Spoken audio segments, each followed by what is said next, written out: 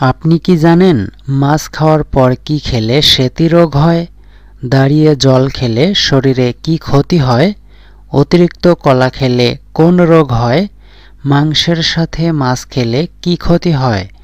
এমনই অজানা সব প্রশ্নের উত্তর জানতে ভিডিওটি না টেনে শেষ পর্যন্ত দেখতে থাকুন। দাঁড়িয়ে জল খেলে শরীরে কি ক্ষতি হয়? আলসার, পেট ব্যথা, পাকস্থলীর ক্ষতি নাকি কিডনির ক্ষতি?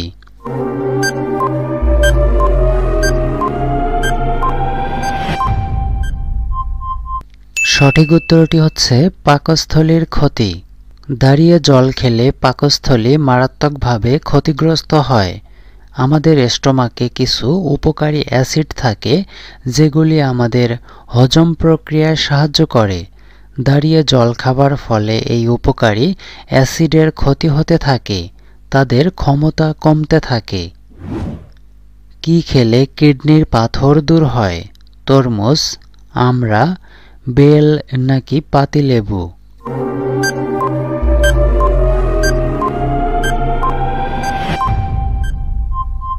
সঠিক উত্তরটি হচ্ছে পাতিলেবু। কিডনির এই পাথর অপসারণের জন্য বেশ কার্যকর হচ্ছে পাতিলেবুর রস। সকালে খালি পেটে প্রতিদিন 1 গ্লাস পানিতে অর্ধেক পাতিলেবুর রস মিশিয়ে খেলে কিডনির পাথর থেকে মুক্তি পেতে পারেন। বিশেষজ্ঞরা বলছেন পাতিলেবুর রসে রয়েছে সাইট্রিক অ্যাসিড, আর এই ক্যালসিয়ামজাত পাথর সৃষ্টি হতে দেয় না। অতিরিক্ত কলা খেলে কোন রোগ হয়? সুগার, ক্যান্সার, হাই প্রেশার নাকি হার্ট অ্যাটাক?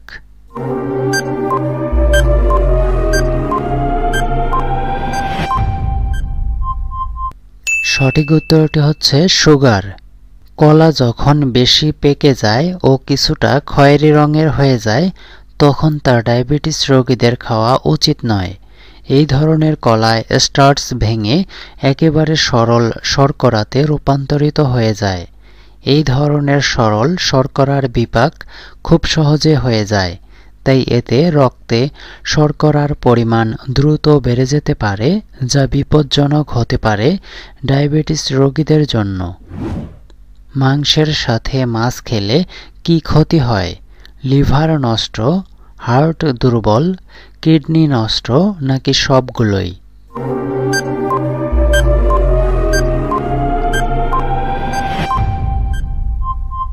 সঠিক উত্তরটি হচ্ছে কিডনি নষ্ট।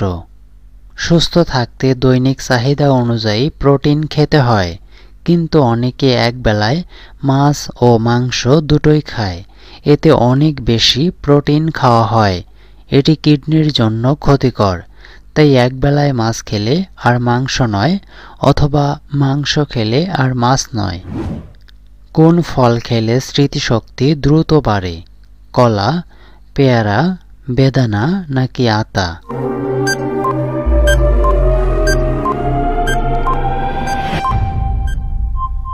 সঠিক উত্তরটি হচ্ছে বেদানা।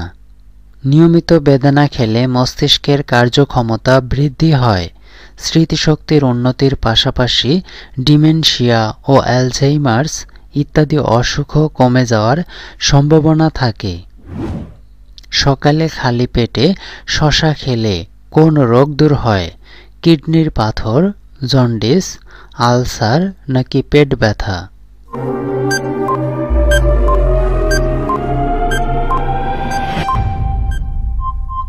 সঠিক উত্তরটি হচ্ছে কিডনির পাথর। শসার জলীয় অংশ দেহের বর্জ্য ও দূষিত পদার্থ বের করতে দারুণ কাজ করে। নিয়মিত শসা খেলে কিডনিতে সৃষ্ট পাথর গলে যেতে সহায়তা হয়। ইউরিনারি ব্লাডার, লিভার ও প্যানক্রিয়াসের সমস্যার সমাধানে বেশ সাহায্য করে শসা। মাছ খাওয়ার পর কি খেলে সেতী রোগ হয়? মধু, লেবু, দুধ নাকি চিনি?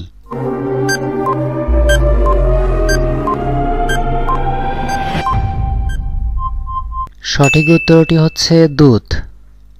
মাছের মধ্যে থাকা ওমেগা-3 ফ্যাটি অ্যাসিড শরীরের জন্য উপকারী হলেও মাছের অ্যাসিডিক গুণ দুধের সঙ্গে বিক্রিয়া করে, ফলে মাছ ও দুধ একসঙ্গে খেলে হজমের সমস্যা হয়।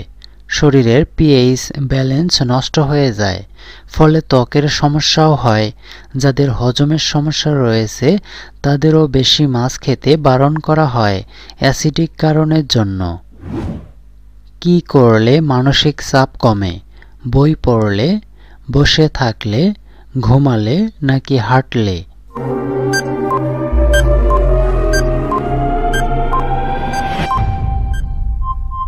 সঠিক উত্তরটি হচ্ছে বই পড়লে। কোন ভিটামিন যৌবন ধরে রাখতে সাহায্য করে? Vitamin E, vitamin D, vitamin A নাকি ভিটামিন বি?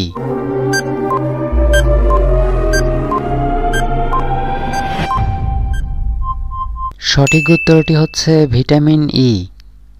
প্রচুর খাবারে ভিটামিন ই রয়েছে, যেমন চীনাবাদাম, আখরোট, উদ্ভিজ্জ তেল, ডিমের কুসুম, গম, সয়াবিন ইত্যাদি ভিটামিন ই এর প্রাকৃতিক উৎস।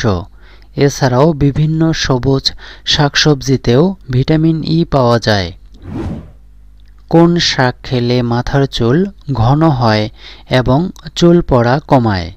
লাল শাক, পালং শাক, কলমি শাক নাকি লাউ শাক?